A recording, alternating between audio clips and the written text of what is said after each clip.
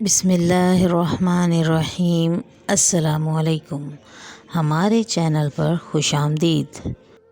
جب عورت رشتے ازدواج میں بن جاتی ہے تو اس کا سب سے مضبوط سہارا اس کا شوہر ہی ہوتا ہے۔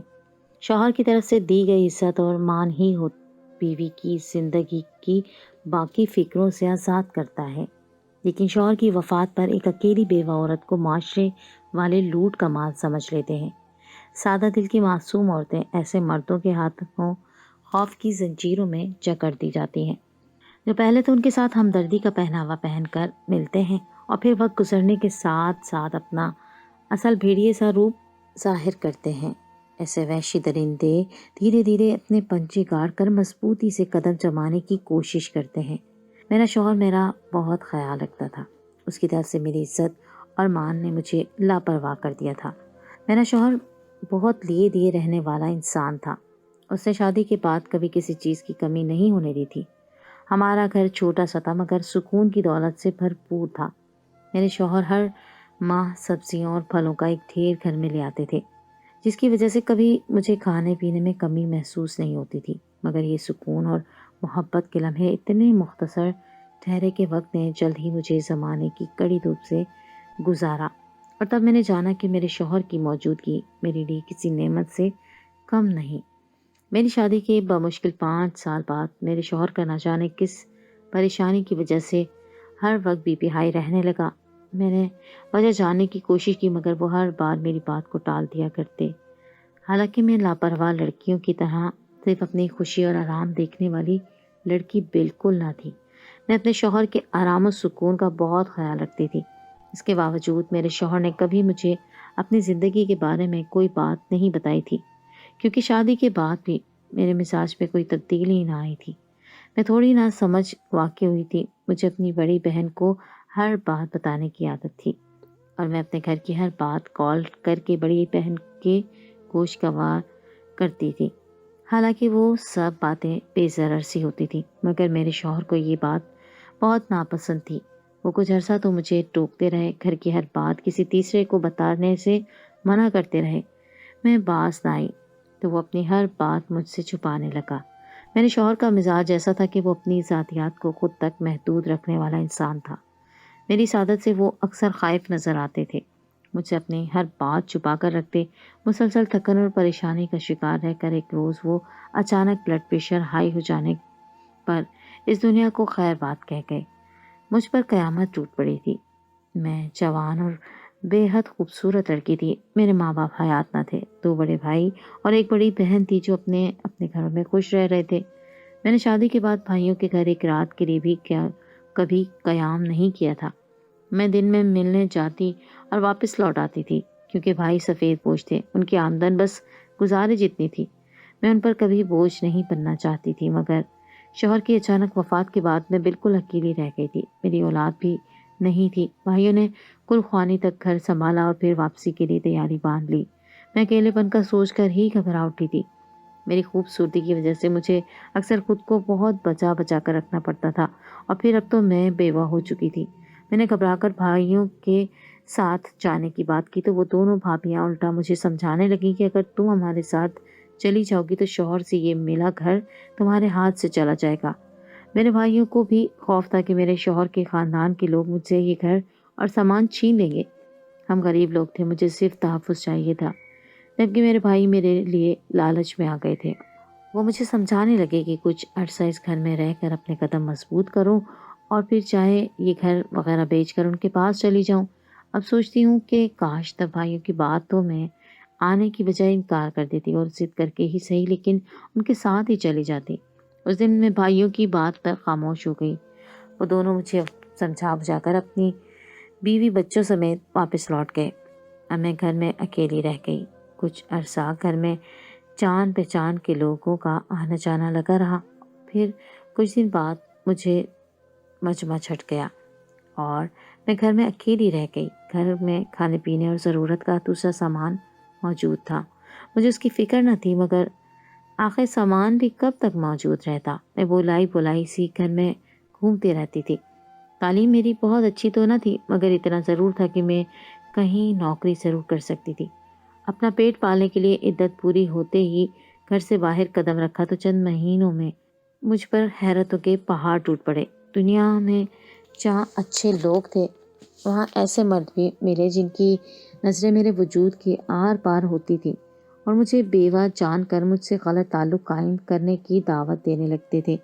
میری جوانی اور خوبصورتی نے سب کا دماغ خراب کر دیا تھا اور میں تو خود بھی اتنی تنگ آ گئی کہ دل چاہا اپنا یہ حسین چہرہ تیزاب سے جلا کر بدصورتی میں ڈھال دوں تاکہ کم سے کم زندگی میں کچھ سکون مل سکے، مگر ایسا کرنے کے لیے جو ہمت چاہیے تھی وہ مجھ میں بالکل نہ تھی۔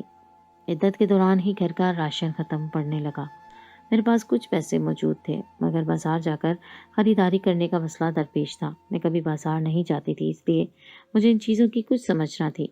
میں نے بھائیوں کو کال کر کے اپنا مسئلہ بتایا تو وہ اس پر بھی مجھے یہی سمجھانے لگے کہ میں اب اپنا ہر کام خود کیا کروں اور خود میں اعتماد پیدا کر کے اپنے حالات سے لڑوں۔ میں اپنے بھائیوں کے یوں سمجھانے پر مایوس ہو گئی اور پہلی بار ایسا لگا جیسے بھری دنیا میں بالکل ہی اکیلی ہو گئی ہوں۔ بھائیوں کا وجود بھی میرے لیے بے فائدہ تھا۔ وہ میرا کام کوئی کرنے کو تیار نہ تھے اور میں باہر کے حالات اور لوگوں سے گھبرا رہی تھی۔ میں ان لڑکیوں میں سے بالکل نہ تھی جو غیر مردوں سے تعریف وصول کر کے خوشی محسوس کرتی ہیں۔ ابھی میں اسی پریشانی میں مبتلا تھی کہ ایک روز گھر کے دروازے پر دستک ہوئی۔ میں نے دروازے پر جا کر پوچھا تو کوئی مرد آیا ہوا تھا۔ اس نے اپنا تعارف حاجی امام دین کے نام سے دیا تو میں فوراً پہچان گئی۔ حاجی صاحب میرے شوہر کے رشتے میں باپ لگتے تھے۔ میری شادی کے بعد میری ایک دو بار ملاقات بھی ہوئی تھی مگر میرے شوہر اپنے باپ سے بھی زیادہ ملنا پسند نہ کرتے تھے، اس لیے حاجی صاحب دوبارہ ہمارے گھر نہیں آئے تھے۔ مجھے یہ بات اچھی سے یاد تھی کہ میرے شوہر حاجی صاحب کے ملنے پر اچھا محسوس نہیں کرتے تھے، مگر میں تب گھر میں اکیلی تھی اور میں مروت میں ان کو دروازے سے واپس نہیں بھیج پا رہی تھی۔ مجبوراً میں نے دروازہ کھول دیا اور حاجی صاحب کو اندر بٹھا کر چائے بنا کر پیش کی۔ حاجی صاحب نے مجھ سے حال احوال لینے کے دوران پورے گھر میں نظریں گھماتے ہوئے جائزہ لیا اور پھر اٹھ کر بے تکلفی سے کچن کی طرف بڑھ گئے۔ میں اس حرکت پر بے چینی سے پہلو بدل کر رہ گئی۔ مجھے ان کا میرے گھر آ کر بے تکلفی سے گھومنا پھرنا ناگوار گزرا تھا، مگر میری مروت آڑے آ رہی تھی، اس لیے میں ان کو روک نہیں پائی تھی۔ حاجی صاحب نے کچن کا جائزہ لے کر باہر آتے ہوئے مجھے کہا کہ کچن میں راشن بالکل ختم ہے، کیا تمہارے پاس پیسے نہیں ہیں یا سامان لا کر دینے والا کوئی نہیں ہے؟ میں شرمندگی سے نظریں چرا کر بہانہ بنایا کہ راشن آج ہی ختم ہوا ہے اور میں اگلے روز سامان لینے بازار جانے والی تھی۔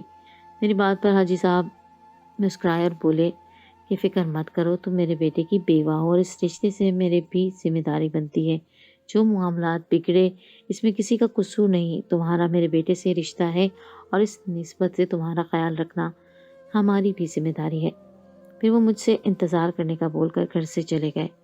میں نے آج تک اپنے شوہر سے اس کے باپ کے متعلق کوئی سوال نہ کیا تھا، آخر کیوں وہ اپنے باپ سے بھی ملنا گوارا نہیں کرتے تھے، حالانکہ آج اپنے سسر سے میری یہ پہلی ملاقات تھی۔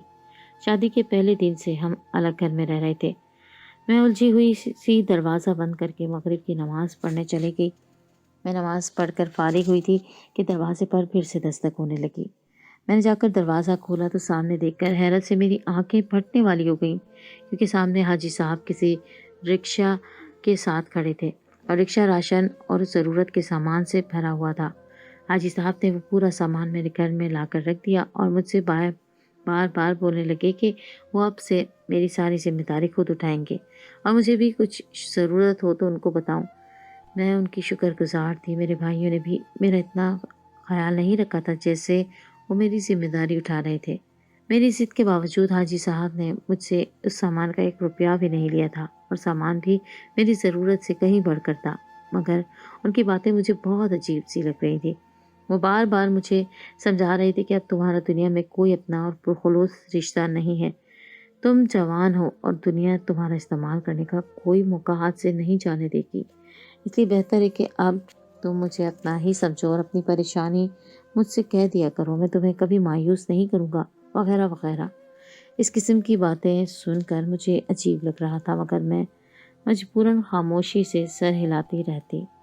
میں نے جلدی سے اچھا سا کھانا بنایا اور حاجی صاحب کو کھانا پیش کیا، کیونکہ میں چاہتی تھی وہ جلد کھانا کھا کر روانہ ہو جائے۔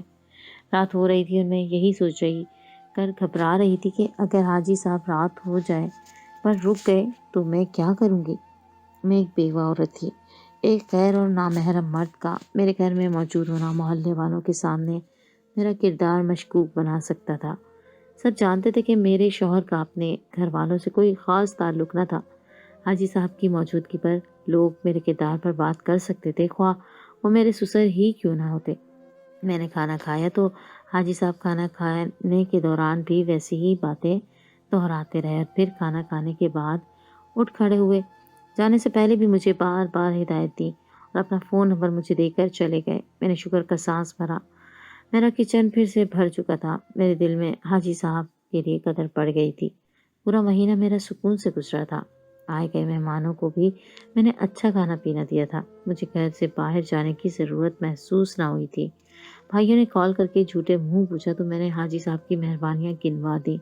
مجھے لگا کہ میرے بھائی شرمندہ ہوں گے اور آئندہ کے لیے میری ہر ضرورت خود پوری کریں گے، مگر وہ میری بات سن کر خوش ہو گئے اور بولے کہ چلو، تمہارے سسرال میں سے کوئی تو ہے جو تمہارا خیال رکھ رہا ہے۔ ان کا نمبر محفوظ رکھنا اور وہ آئیں تو عزت کرنا۔ ایسے انسان کی قدر کرنی چاہیے۔ میں اپنے بھائیوں کی بات پر مایوس ہو گئی۔ وہ مجھے اپنے ہاتھوں سے انجان مرد کے سر پر لاد رہے تھے۔ میں ان کو نہیں کہہ پائی کہ اپنی پریشانیاں اور ضروریات میں فون کر کے حاجی صاحب سے کبھی نہیں کہہ پاؤں گی۔ میرے بھائی تھے، اور جب تک میں کنواری تھی یا جب تک شادی کے بعد میرا شوہر زندہ تھا، میرے وہی بھائی مجھ پر جان چڑھکتے تھے، مگر اب نہ جانے کیوں وہ یکسر بدل گئے تھے۔ اگلے ماہ اپنے وقت پر حاجی صاحب ویسے ہی سامان سے لدے میرے گھر کے دروازے پر آن کھڑے ہوئے۔ میں وہ سب دیکھ کر بے ساختہ شرمندہ ہو گئی۔ ابھی میرے گھر پہلے والا سامان بھی موجود تھا، اور خواہ مفت میں سامان لینے سے مجھے شرمندگی ہونے لگی۔ میں نے سنا تھا دنیا میں آج کل ہر بھلائی کی ایک قیمت چکانی پڑتی ہے۔ میں بھی یہ سوچ کر پریشان ہو رہی تھی کہ میرے سسر میرے ساتھ یہ مہربانی کیوں کر رہے ہیں۔ بیٹے کی موجودگی میں تو کبھی اتنا خیال نہیں کیا جاتا تھا۔ حاجی صاحب نے ویسے ہی میرے انکار کرنے کے باوجود سارا سامان گھر میں لا کر رکھا اور خود بھی اطمینان سے بیٹھ گئے۔ میں نے سامان سمیٹ کر کھانا بنایا اور چائے وغیرہ بنا کر حاجی صاحب کو پیش کی۔ وہ اس روز بھی رات دیر تک بیٹھ کر باتیں کرتے رہے اور پھر کھانا کھا کر واپس لوٹ گئے۔ پھر یہ معمول چل نکلا تھا۔ حاجی صاحب ہر ماہ راشن لے کر میرے گھر آ جاتے اور کتنی ہی دیر بیٹھ کر باتیں کرتے رہتے تھے۔ شروع میں حاجی صاحب کی باتیں اپنائیت بھری ہوتی تھی، مگر پھر آہستہ آہستہ ان کی باتیں میرے گرد گھومنے لگیں۔ وہ میرے سلیقہ اور میرے ہاتھ کے ذائقے کی تعریف کرتے رہتے۔ میں ان باتوں سے پریشان ہوتی تھی، مگر میری مجبوری تھی، اور مجھے یہ احساس ستاتا تھا کہ میں ان پر بوجہ بنی ہوئی ہوں۔ مجھے کچھ ہی عرصے میں یہ فکر ہونے لگی کہ میں کیسے ساری عمر ایسے حاجی صاحب کے سر پر سوار رہ کر گزار دوں گی۔ تب ایک روز مجھ پر حاجی صاحب کا ایک ایسا روپ آشکار ہوا کہ میرے رونگٹے کھڑے ہو گئے تھے۔ میری روح لرز کر رہ گئی، اور مجھے شدت سے احساس ہوا تھا کہ عورت اگر اکیلی ہو تو اس کا ہوشیار ہونا اہم ضرورت ہے، اور مجھ جیسی سادہ اور ڈرپوک لڑکی کا اس دنیا میں گزارا مشکل تھا۔ وہ ایک معمول کا دن تھا۔ مہینے کا آغاز ہوا تو حاجی صاحب وقت پر راشن لے کر پہنچ گئے تھے۔ میں نے حسب معمول گھر میں پہلے سامان کو سمیٹتے ہوئے ایک بڑے شاپر میں ہاتھ مارا تو میرے ہاتھ میں ایک مضبوط رسی آ گئی۔ میں نے حیرت سے اس پر شاپر میں جھانکا تو میری نظر جس چیز پر پڑی وہ میرے ہوش اڑا گئی تھی۔ میرے لبوں سے بے ساختہ استغفر اللہ نکلا تھا۔ میں لرز کر رہ گئی اور بے ساختہ وہ شاپر پرے دھکیل دیا۔ میری حرکت پر حاجی صاحب چونک گئے تھے۔ انہوں نے جان پن کا مظاہرہ کرتے ہوئے وہ شاپر اٹھا کر اس میں جھانکا اور پھر میرے چہرے پر مصنوعی شرمندگی کے تاثرات سجا کر مجھ سے معذرت کرنے لگے۔ میں پھٹی پھٹی آنکھوں سے حاجی صاحب کو دیکھ رہی تھی۔ وہ میرے سامنے شاپر اٹھا کر گرا لگاتے ہوئے بولے کہ یہ میری ضرورت کا سامان ہے، غلطی سے تمہارے سامان کے ساتھ رکھ دیا گیا ہوگا۔ حاجی صاحب کی وضاحت پر میرا دل کپ کپانے لگا۔ میری چھٹی حس مجھے خبردار کرنے لگی تھی۔ میں خوف زدہ سی کھانا بنانے کے بہانے کچن میں بند ہو گئی اور چہرے پر آتا پسینہ بار بار صاف کرنے لگی۔ مجھے حاجی صاحب کی نیت پر اب شک ہونے لگا تھا۔ میں اب بھی سمجھ نہیں پا رہی تھی کہ حاجی صاحب آخر مجھ پر اتنی عنایت کرنے کے بعد شاپر میں وہ سامان کیوں کر لائے تھے۔ میں نے کھانا بنا کر کچن سے باہر جھانکا کہ شاید حاجی صاحب آج گھبراہٹ کے مارے کھانے کے لیے نہ رک پائیں، یا شاید پہلے کی طرح سر نہیں اٹھا پائیں گے، مگر میں یہ دیکھ کر دھک سے رہ گئی تھی کہ حاجی صاحب ٹانگ پر ٹانگ چڑھائے اکڑ کر بیٹھے تھے۔ انداز ایسا تھا جیسے وہ اس گھر کے مالک اور میں ان کی باندھی، اور میں بھی پچھلے کچھ ماہ سے لگاتار حاجی صاحب سے راشن پانی لے کر ان کی مقروض ہو چکی تھی۔ مجھے اپنی قسمت پر رونا آ رہا تھا۔ میں نے کھانا برتن میں ڈال کر حاجی صاحب کے سامنے رکھا اور خود نماز پڑھنے کا بہانہ بنا کر کمرے میں بند ہو گئی۔ حاجی صاحب کی نظریں مجھ پر جمی ہوئی تھی اور تاثرات سے یہ بات واضح تھی کہ وہ میری حالت سے بخوبی واقف ہو چکے ہیں۔ اس کے باوجود وہ گردن اکڑائے کھانا کھاتے رہے اور میں کمرے میں بند ہو کر بیٹھی رہی۔ حاجی صاحب کھانا کھا کر چلے گئے تو گھر کا دروازہ اچھے سے بند کر کے میں کتنی دیر روتی رہی۔ میں نے پہلی بار اس بات کو سوچا تھا کہ حاجی صاحب کا تعلق اصل میں میرے شوہر کے ساتھ تھا۔ وہ ان کے باپ تھے، اور اگر میرے شوہر ہی ان سے اصل میل ملاپ رکھتے تھے تو یقیناً اس کی کوئی وجہ تھی۔ میں وجہ سے انجان تھی، مگر پھر بھی پہلے روز مجھے حاجی صاحب کو گھر میں داخل کرنے کی بجائے معذرت کر کے واپس بھیج دینا چاہیے تھا۔ میں نے پریشانی سے اپنی بڑی بہن کو کال کر کے سب بتا دیا۔ میں بری طرح رو رہی تھی۔ بہن نے مجھے سے یہی کہا کہ مجھے پہلی بار ہی حاجی صاحب کے راشن اور ضروریات کے سوال پر یہی بولنا چاہیے تھا کہ میرے بھائی سلامت ہیں اور وہ سب کر لیں گے۔ بہن کی اس بات پر میں نے دکھی لہجے میں بھائیوں کا رویہ بڑی بہن کے سامنے کھول کر رکھ دیا، جس پر میری بہن ایک پل کے لیے بالکل خاموش ہو گئی تھی۔ میری بہن نے بتایا کہ بھابھی ابھی میرے بھائیوں کی اس حرکت سے بالکل انجان ہے، وہ بھی ہر وقت تمہاری فکر یہ تمہارا پوچھتی رہتی ہیں۔ بہن کو بھی بھائیوں کی اس لاپرواہی پر افسوس ہوا تھا۔ وہ مجھ سے بولی کہ تم فکر مت کرو، میں بھائیوں سے کہتی ہوں مہینے میں ایک بار ضرور چکر لگایا کریں گے تاکہ اس حاجی صاحب سے تمہاری جان چھوٹ جائے۔ میری تنہائی اور گھبراہٹ پر میری بہن نے مجھے دلاسا دیا کہ اگر ممکن ہو تو جلد وہ مجھے اپنے شوہر سے اجازت لے کر ساتھ رکھ لیں۔ اگلے دن بڑی بھابھی مجھے فون کر کے وضاحت دے رہی تھی کہ میرے بھائیوں کا کام آج کل بہت بڑھ چکا ہے۔ میرے بھائی گھروں کا چھتوں پر سیلنگ اور گھروں کو پینٹ کرنے کا کام کرتے تھے۔ مہنگائی کی وجہ سے وہ اب زیادہ سے زیادہ کام کرتے تھے اور اکثر جگہوں پر رات دیر تک کام کر کے جلدی سے جلدی کام ختم کرتے تھے اور رات کو دیر سے گھر آتے تھے۔ بھابھی نے بھی پھر بھی یقین دلایا کہ وہ جلد چکر لگائیں گی۔ میں ان کے سامنے تو خاموش ہو گئی، مگر مجھے اپنی بھابھی پر بھی یقین نہیں آ رہا تھا۔ مجھے لگا وہ بھی مجھے بہلا رہی ہیں۔ مجھے میرے حالات نے لوگوں سے متنفر کر دیا تھا۔ میرا دل اپنے بھائیوں سے بھی برا ہونے لگا تھا۔ میری راتوں کا سکون برباد ہو گیا۔ اتنی خوف زدہ تو میں اپنے شوہر کی موت پر بھی نہیں ہوئی تھی۔ میں اگلے ماہ سے پہلے اس گھر سے چلی جانا چاہتی تھی، اور مجھے اب یہ خوف بھی ستانے لگا تھا کہ کہیں حاجی صاحب کسی روز مہینے سے پہلے نہ آن دھمکے۔ میں تو یہ بھی نہیں جانتی تھی حاجی صاحب کی رہائش کس شہر یا کس علاقے میں ہے۔ نہ جانے وہ میرے گھر کے قریب رہتے تھے یا کسی دوسرے شہر سے مجھ سے ملنے آتے تھے۔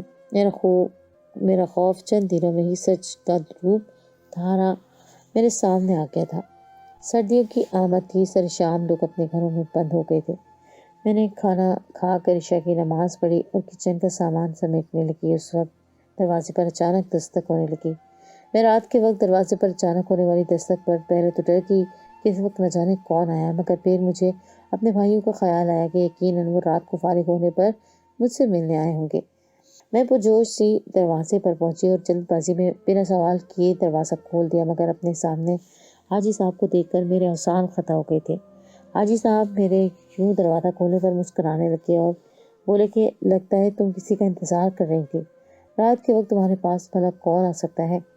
اتنا بولتے ہی حاجی صاحب گھر میں گھسے چلے آئے، اور تب میں نے دیکھا کہ ان کے ہاتھ میں وہی شاپر موجود تھا، اور وہ اکیلے بھی نہ تھے بلکہ ان کے ساتھ ایک اور مرد بھی تھا جس کی ذہنی حالت ٹھیک نہیں لگ رہی تھی۔ میں خوفزدہ سی دروازے پر جمی کھڑی تھی۔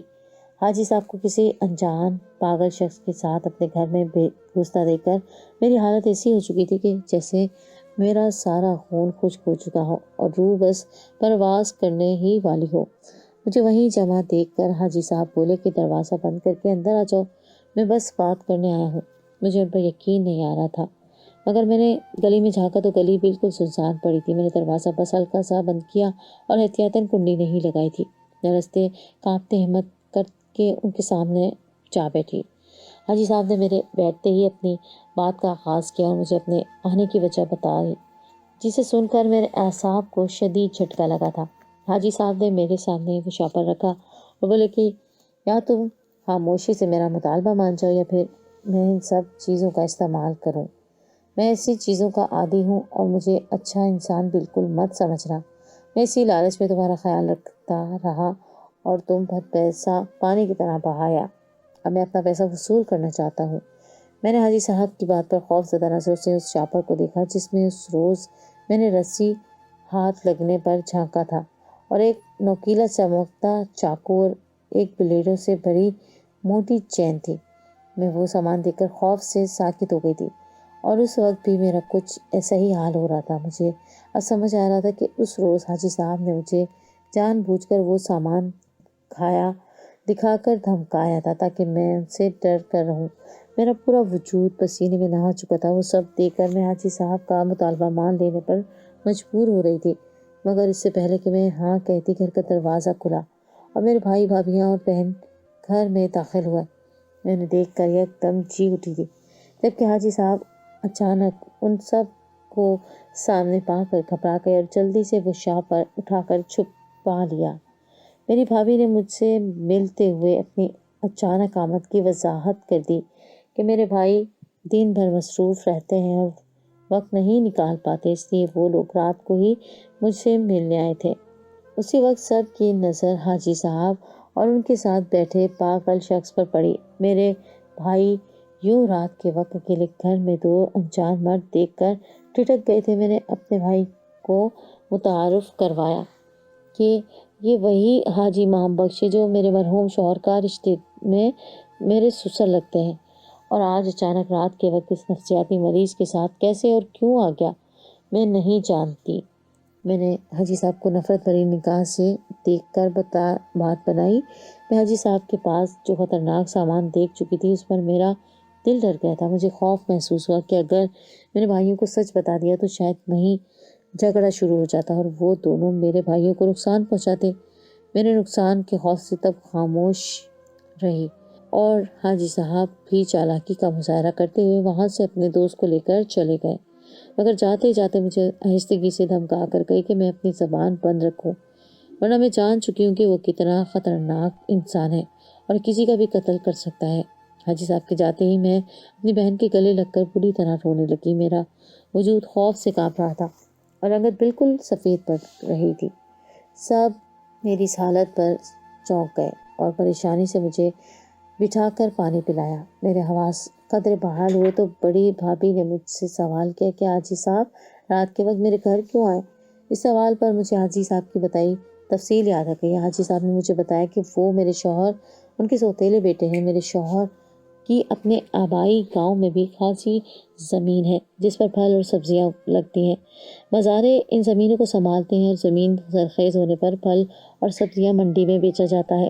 میرے شوہر اپنی زندگی میں سب کچھ سنبھالتے تھے، مگر حاجی صاحب کا اپنا ایک بیٹا تھا جو نفسیاتی مریض سے دونوں کو اپنے اپنے آبا سے زمین کا حصہ مل چکا تھا، مگر میرے شوہر کی اپنے سگے باپ کی طرف سے زمین بہت زیادہ تھی، اور حاجی صاحب میرے شوہر سے مطالبہ کرتے تھے کہ وہ اپنے حصے میں سے ان کے بیٹے کو بھی زمین دے۔ میرے شوہر کو بہت ڈرایا دھمکایا بھی اس بات کو لے کر۔ اب کچھ عرصے پہلے وہ میرے شوہر کے سر پر سوار ہو گئے تھے کہ وہ زمین کا آدھا حصہ حاجی صاحب کے بیٹے کے نام کرے، جبکہ میرے شوہر ایسا کرنے کو بالکل بھی تیار نہ تھے۔ یہ زمین جائیداد میرے شوہر کی وراثت تھی اور ان کا حق تھا۔ وہ حاجی صاحب کا مطالبہ نہیں مانے تو حاجی صاحب غنڈہ گردی پر اتر آئے اور قتل کی دھمکیاں دینے لگے۔ میرے شوہر اسی وجہ سے شدید پریشانی کا شکار ہے اور طبیعت بگڑنے پر خاموشی سے وصیت تیار کر لی جس کے مطابق ان کے بعد ان کی جائیداد میرے نام ہو جانی تھی۔ حاجی صاحب کو یہ بات میری عدت کے دوران پتہ چلی تھی اور تب سے وہ مجھے زیر کرنے کی کوشش کر رہے تھے اور میرے شوہر کے وکیل کو بھی اپنے ساتھ ملا لیا تھا۔ میں وصیت اور جائیداد سے انجان تھی۔ آج حاجی صاحب نے مجھے وہ خطرناک سامان دکھا کر یہی دھمکی دی تھی کہ میں جائیداد کے سب کاغذات پر سائن کر کے سب ان کو سونپ دوں۔ اس کے بدلے وہ مجھے یہ گھر دینے کو تیار تھے اور انکار کی صورت میں اذیت دے کر جان لینے کی دھمکی دی، اور اگر میں ان کی بات نہ مانتی تو وہ زبردستی اپنے پاگل بیٹی سے میرا نکاح کر دیتے، جس کے نتیجے میں میرے شوہر کے حصے کی جائیداد اور زمینیں وغیرہ ان کے قبضے میں آ جاتی۔ وہ جانتے تھے کہ میں ایک کمزور لڑکی ہوں اور ڈر کر مان جاؤں گی۔ میں واقعی مان جانے والی تھی۔ مگر اللہ نے مدد کے طور پر میرے بھائیوں کو بھیج دیا۔ میرے بھائی یہ سب جان کر شرمندہ ہو گئے۔ اب میں اپنے بھائیوں کے ساتھ رہتی ہوں۔ میرا گھر کرائے پر لگ چکا تھا اور زمینوں کا کام میرے بھائی سنبھالتے ہیں۔ حاجی صاحب کو میری بہن کے شوہر نے سیدھا کر دیا تھا کیونکہ وہ ایک پولیس افسر تھا۔ مجھے آج تک افسوس ہے کہ کاش میں اپنے شوہر کی پریشانیاں جان لیتی تو شاید وہ اپنا بوجھ میرے ساتھ بانٹ کر سکون سے مر سکتا۔ میں اس کی پریشانی میں اس کو تسلی دیتی، مگر میری لاپرواہی کی وجہ سے میرا شوہر اکیلا ہی اس پریشانی کو جھیلتا رہا اور اسی پریشانی کو دل میں لیے اس دنیا سے چلا گیا۔ حاجی صاحب جیسے مفاد پرست لوگ دولت کی حرص میں دوسروں پر ناحق ظلم کرتے ہیں، وقتی ہمدرد بن کر بدلے میں پوری زندگی کو اذیت کا نشان بنا دیتے ہیں۔ اچانک مہربان ہو جانے والوں سے خبردار رہا کریں، کیونکہ ہر کوئی پہلے اپنے مفاد ہی سامنے رکھتا ہے۔